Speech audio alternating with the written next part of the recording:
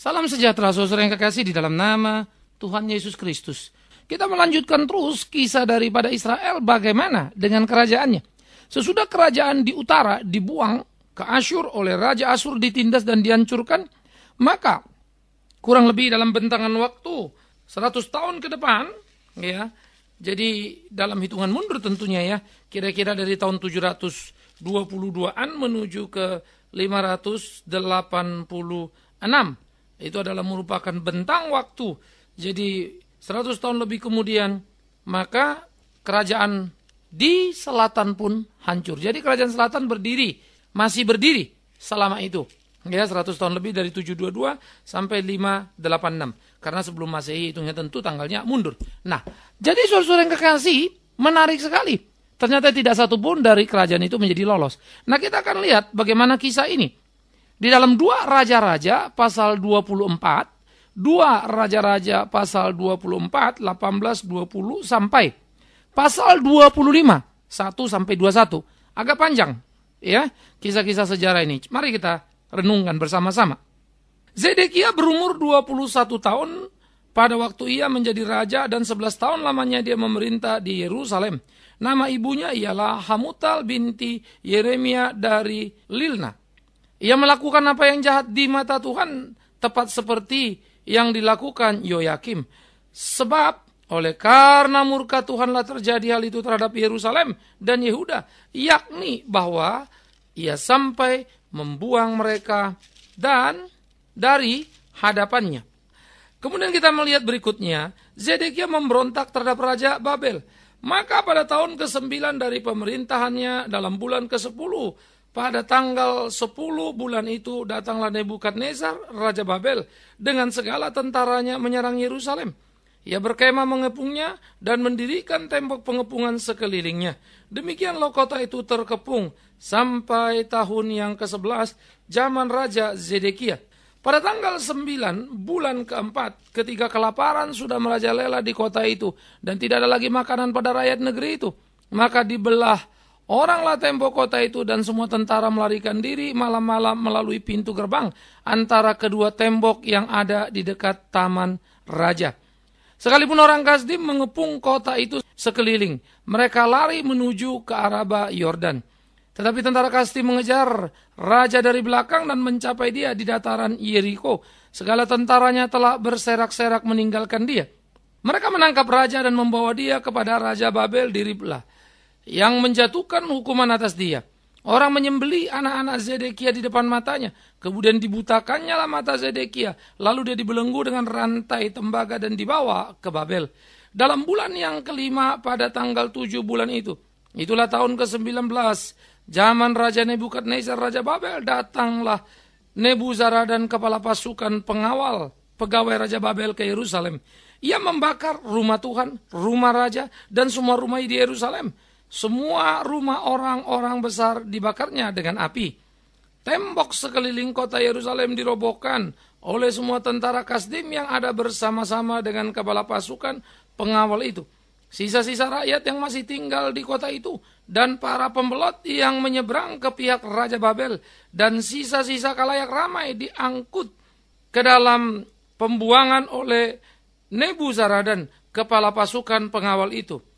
Hanya beberapa orang miskin dari negeri itu ditinggalkan oleh kepala pasukan pengawal itu untuk menjadi tukang-tukang kebun anggur dan peladang-peladang. Juga tiang-tiang tembaga yang ada di rumah Tuhan dan kereta penopang dan laut tembaga yang ada di dalam rumah Tuhan dipecahkan oleh orang Kasdim dan tembaganya diangkut mereka ke Babel. Kuali-kuali, penyodok-penyodok, pisau-pisau dan cawan-cawan dan segala perkakas tembaga yang dipakai untuk menyenggalakan kebaktian diambil mereka. Juga perbaraan-perbaraan dan bokor-bokor penyiraman, baik segala yang dari emas maupun segala yang dari perak, diambil oleh kepala pasukan pengawal itu.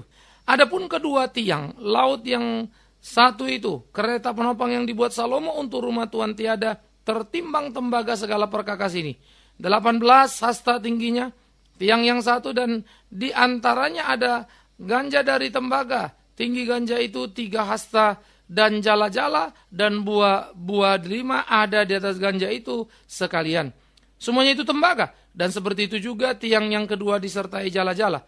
Lalu kepala pengasuhan pengawal itu menangkap Seraya, imam kepala, dan Zefanya, imam tingkat 2 dan ketiga orang penjaga pintu.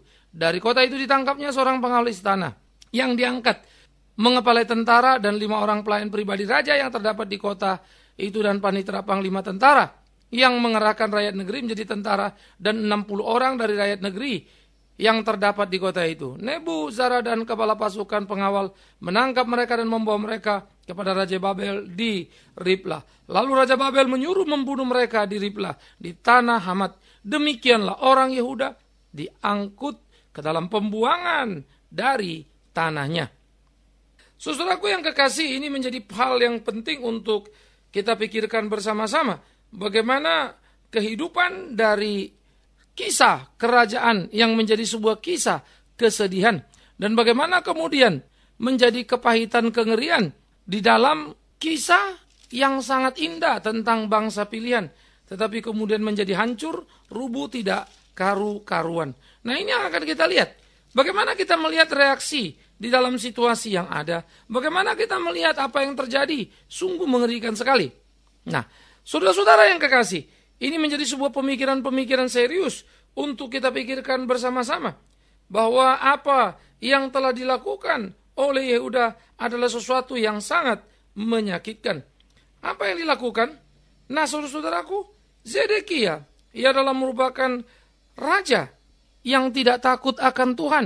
Ia tidak seperti bapak moyangnya, ia tidak seperti orang tuanya, baik Yosia yang takut akan Tuhan. Tetapi kemudian Zedekia yang naik berumur 21 tahun pada waktu menjadi raja. 11 tahun lamanya dikatakan dia memerintah di Yerusalem. Ya. Dan apa yang dilakukannya adalah kepahitan, adalah kegetiran yang menyedihkan, ya, yang membuat Tuhan menjadi murka. Nah, ini mesti kita pikirkan sama-sama, ya. Nah, bagaimana sebetulnya ini menjadi kepahitan, kegetiran? Nah, ini perlu untuk kita pikirkan. Disitulah pada zaman Zedekia, Nabi Yeremia tetap bekerja. Ya, Yehezkiel juga ada di sana. Dan kemudian nanti sesudah pembuangan ke bawah, itu ada Nabi Daniel.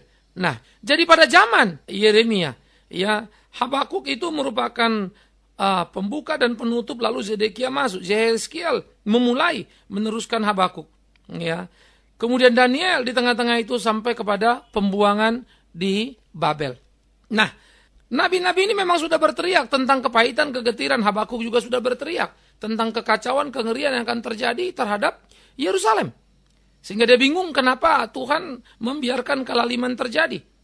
Itu adalah apa yang dipahaminya tentang kepahitan, kegetiran, di mana orang-orang kafir, orang-orang jahat itu akan membantai, akan menghancurkan Yerusalem, Yehuda.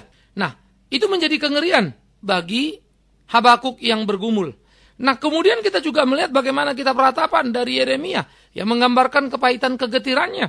Kenapa Tuhan sampai kemudian membuang bangsa itu? Kepahitan, kegetiran, sehingga dia mengatakan, mengapa engkau mengambil teruna-terunaku? Tetapi kemudian kalau kita menyelusuri lagi, seluruh kebingungan para nabi dapat dipahami.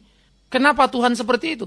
Tetapi kalau kita melihat apa yang Tuhan lakukan, kita pun bisa mengerti bahwa Tuhan adalah Tuhan yang adil, Tuhan yang suci. Jika kita benar, kita akan diberkati. Jika kita salah, akan dihukumnya. Nah, ternyata sesudah Yosia menjadi raja yang benar, raja-raja berikutnya kacau balau semua, mengakibatkan kekacauan, ya, mengakibatkan keributan. Zedekia sebagai anak, ya, bagaimana dia adalah anak dari Raja Yosia, anak paling bontot.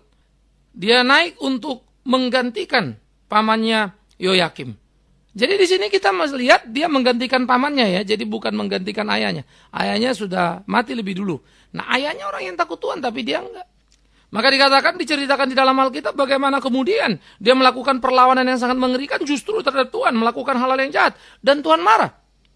Lalu dia rupanya mempunyai rencana pemberontakan terhadap Raja Babel, karena Babel waktu itu menjadi penguasa.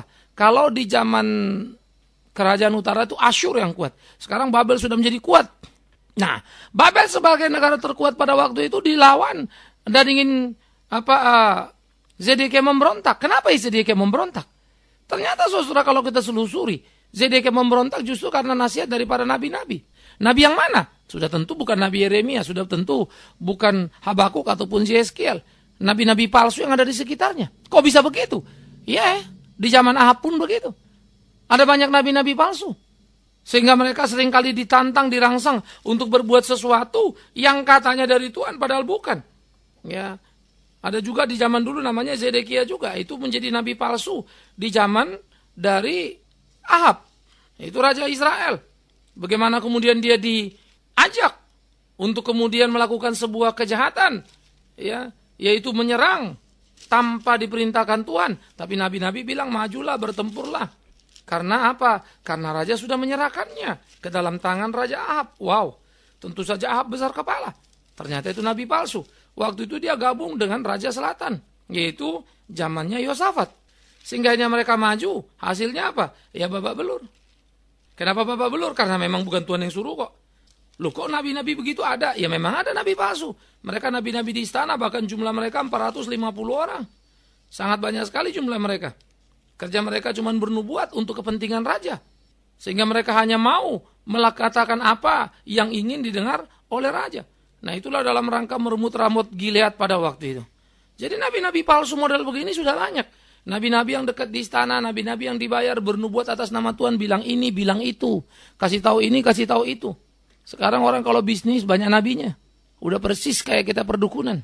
Sampai-sampai orang nanti mau dagang, mau taking ini apa tidak, mau offer company ini apa tidak, bisa tanya nabi. Atau pendeta-pendeta yang kemudian berpraktek sebagai nabi palsu itu. Itulah kengerian yang terjadi. Pada waktu itu Mika adalah nabi yang sejati. Dia tidak mau ikut nabi-nabi itu. Tapi karena dia berbeda sendiri malah dipenjarakan sama Ahab. Karena dia mengkritik Ahab. Ironis. Jadi yang lain bernubuat. Karena itu sebetulnya kita harus hati-hati. Zedekia mengalami kepahitan kengerian. Karena dia jahat, Tuhan biarkan. Maka dia pun ditipu oleh nabinya yang jahat-jahat itu juga. Yang hanya taunya makan dan istana itu saja. Maka mereka pun bernubuat. Dan bilang, Zedekia majulah bertempur lawan Raja Babel.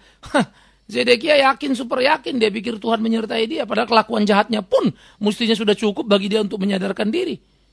Apa iya Tuhan akan sertai dia? Tetapi itulah kebebalan. Ambisi yang gila. Yang hanya memperhatikan kepentingan diri tapi mengabaikan apa yang menjadi tuntutan Tuhan dalam hidupnya. Sehingga akhirnya Zedekia tercempul. Karena mau memberontak justru dikepung. Tidak lagi ada jalur logistik masuk. Tidak ada makanan minuman. Maka waktu mereka dikepung di dalam tembok Yerusalem. Nggak mampu lagi. Hanya tentaranya sendiri lari tunggang langgang menjebol tembok. Mereka coba mau lari dari pengawasan para tentara Babel. Tapi nggak bisa. Tetap saja ketangkap. Raja ditangkap. Raja dibutakan matanya. Dibawa jadi orang buangan ke Babel. Kasian ya. Dicongkel begitu mata dibutakan. Dibawa ke Babel. Sangat mengerikan sekali. Anak-anaknya. Sebelum dia buta dia melihat penglihatan terakhir yang patut untuk dilihat dan disesali seumur hidupnya. Anak-anaknya disembelih di depan mata dia. Saudara-saudara, ini menjadi sebuah kengerian yang sangat luar biasa. Jadi sesudah melihat anak-anaknya disembelih, baru dia dibutakan. Penderitaan kepahitan, Zedekia sang raja yang sangat mengerikan. Dia bukan saja kalah dan menjadi pecundang, tapi mengalami penderitaan yang sangat menakutkan. Dan itulah upah yang didapatnya karena kejahatannya terhadap Tuhan. Tetapi juga karena kekurang ajarannya. Dia pikir Tuhan masih menjaminnya hanya karena nabi palsu berbicara kepada dia. Nabi-nabi palsu yang harus disikapi hati-hati hingga sekarang ini. Orang-orang yang bilang punya karunia untuk melihat bisnis maju apa tidak, punya karunia ini dan itu. Saudaraku, apa bedanya itu dengan dukun? Tapi itulah orang Kristen. Persis seperti kisah Zedekia. Jahat di mata Tuhan. Tapi masih pakai nama Tuhan, sebut-sebut nama Tuhan. Dan bilang ini karena Tuhan. Duplikasi dan manipulasi yang sangat luar biasa. Dan itulah yang terjadi. Oleh karena itu kemudian Yehuda dibantai habis-habisan. Dan Yehuda dibuang ke Babel. Oleh karena itu kalau kita melihat lagi, urut lagi ke belakang. Kita melihat bagaimana sebetulnya mereka hidup dalam era hakim-hakim. Tuhan mengirim selalu hakim yang takut akan Tuhan. Tapi mereka menuntut raja. Baru 3 raja. Dari Saul, Daud, Salomo sudah pecah 2. Selatan dan utara. Lalu utara dibuang. Ke Asur, hancur babak belur. Kurang lebih 100 tahun kemudian. Selatan pun hancur babak belur. Yehuda. Dan yang lebih tragis saudara. Pada waktu penghancuran itu dikatakan. Rumah raja dirubuhkan.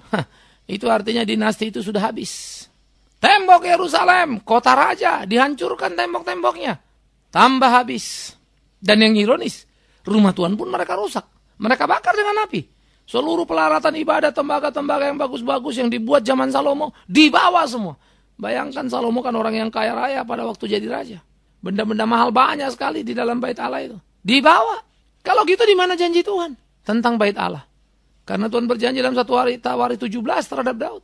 Ya, bahwa nanti keturunan Daud, kerajaan Daud, ya, rumahku kata Tuhan. Nah, itu rumah Allah, bait Allah akan kekal selama-lamanya. Tapi apa yang kekal selama-lamanya? Kerajaannya hancur kok. Dibuang. Tinggal kenangan saja. Anak-anaknya jadi raja. Rajanya juga tidak ada lagi. Hancur semuanya. Bait Allah pun hancur. Nah, ini perancuran bait Allah yang pertama. Nanti kita akan belajar lagi tentang bait Allah lebih lanjut. Sehingga di dalam bagian seperti ini, saudara, kita melihat ada kengerian-kengerian yang terjadi. Bahwa fakta itu sangat ironis sekali. Sehingga apapun yang menjadi kebanggaan Yehuda tak lagi tersisa. Tidak tembok Yerusalem yang menjadi simbol kekuatannya. Tidak juga rumah raja, tempat tinggal, simbol eksistensinya. Tidak juga bait Allah. Sebagai simbol keagamaan, keimanannya. Hancur semuanya. Seluruh urat nadi yang penting. Hancur sudah. Apa yang saudara mau belajar? Apa saudara pikir kalau orang Kristen gak bisa digebukin, gak bisa dianiaya? Anda salah.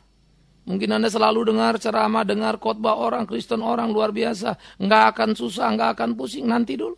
Jahat engkau hancur. Lalu mungkin saudara tanya, gimana kalau baik? Ternyata baik pun bisa babak belur loh. Cuma baik, babak belurnya terhormat. Nah, itu para rasul. Itu perjanjian baru. Perjanjian lama memang bentuk sedikit berbeda. Tetapi perjanjian baru kita menjadi kuat menanggung karena dia, Yesus Kristus yang memang sudah menggenapi seluruh apa yang dalam perjanjian lama, dalam perjanjian baru. Tetapi kita mau melihat di dalam hal ini, Allah tidak segan-segan untuk membantai orang-orang yang dimurkainya. Sekalipun mereka menyebut nama Tuhan, sekalipun ada rumah Tuhan di sana, Tuhan biarkan. Dan Tuhan mau memberi contoh kepada orang-orang Yehuda. Tuhan tidak tinggal di dalam rumah buatan manusia. Mereka pikir karena ada bait Allah di Yehuda, mereka akan aman, mereka mau jadikan itu jimat. Salah besar. Tetapi memang itu terjadi sekarang. Orang Kristen taruh salib dalam rumahnya. Dia kira salib itu akan melindungi dia. Dia bangun rumah Tuhan atau gereja yang besar-besar dengan harapan Tuhan senang. Apa iya? Tuhan senang perilaku kita. Tuhan senang tindakan hidup kita. Syukur kalau bisa bangun gereja gede. Tapi kalau berpikir dengan membangun gereja gede menyenangkan Tuhan, nanti dulu. Yang menyenangkan Tuhan adalah kualitas hidup kita. Buah roh. Ada apa tidak? Nah karena itu jangan lagi kita terulang dan terombang-ambing memanipulasi dengan berbagai simbol-simbol untuk menyatakan kebesaran kehadiran Tuhan di dalam hidup kita. Itu kengerian yang sangat menakutkan. Tentu Tuhan tidak suka. Tetapi bagaimana sebetulnya kita mau belajar dari kasus-kasus yang dihadapi Israel. Kerajaan yang digonjang-ganjing. Kerajaan yang diombang-ambingkan secara mengerikan. Tuhan marah, Tuhan tegas kepada mereka. Tuhan mau mereka belajar dengan sungguh-sungguh untuk mengerti makna hidup ini. Biarlah kita juga belajar, saudaraku. Apa saudara mau bilang Israel? Biji mata Tuhan kan? Nah, lihatlah biji mata Tuhan ini. Dicongkel, dibuangkan. Jadi jangan main-main. Saya suka mengatakan jangan orang Kristen terlalu GR. Kita ini biji mata Tuhan. Wah yang hebat, yang luar biasa. Iya kalau hidupmu benar. Yang celaka kan hidup tidak benar mau ngaku biji mata Tuhan. Gimana ini? Karena Israel bangsa pilihan. Kerajaan simbol kehadiran Allah itu pun disobek habis.